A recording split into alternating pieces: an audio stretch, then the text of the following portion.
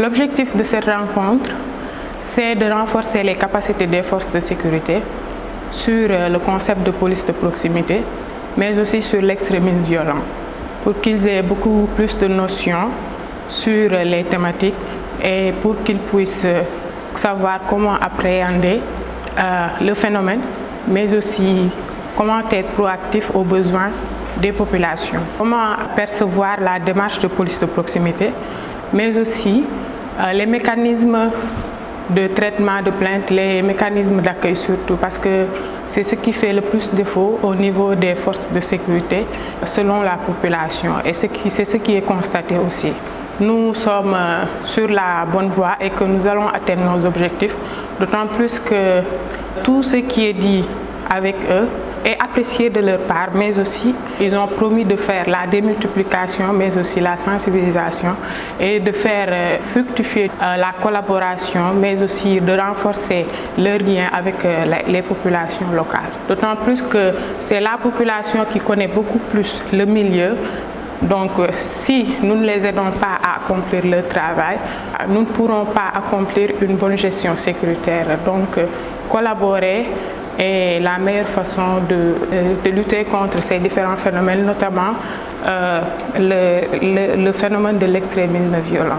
ONEP intervient dans le département de Saraya depuis déjà 2021, où nous mettons en œuvre un projet dénommé Démarche de police de proximité comme moyen de prévention de l'extrémisme violent. Saraya est une zone frontalière avec le Mali, avec la Guinée. Saraya est dans une région très riche en ressources minières.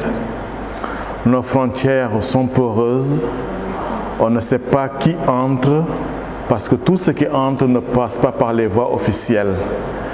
Et puisque nous sommes dans une démarche de prévention, nous avons jugé nécessaire de mener ce projet-là ici, où la finalité en quelque sorte est de raffermir, de renforcer le climat de confiance entre population et forces de défense. Parce que s'il n'y a pas de confiance mutuelle, les populations ne se sentiront pas en sécurité et les forces de défense et de sécurité ne pourront pas mener tranquillement leur travail pour atteindre les résultats attendus.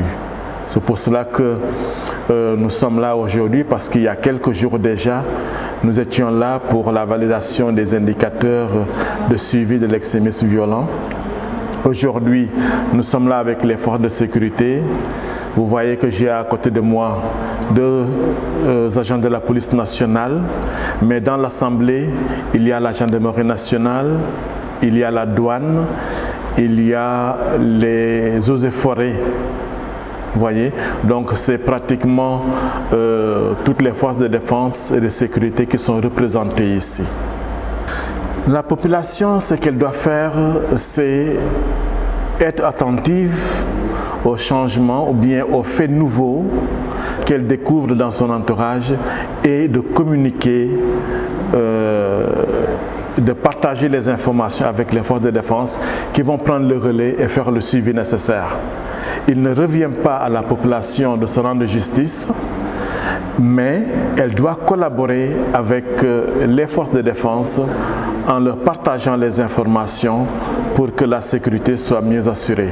Donc ce que nous attendons de la population, ou bien le message que nous avons à lancer à la population, c'est de toujours communiquer avec les forces de sécurité et de défense. Dans le cadre du déroulement de ce cours, si je peux m'exprimer ainsi, c'était pour parler de l'extrémisme violent et d'évoquer la démarche de police de proximité comme un moyen de prévention de ce fléau.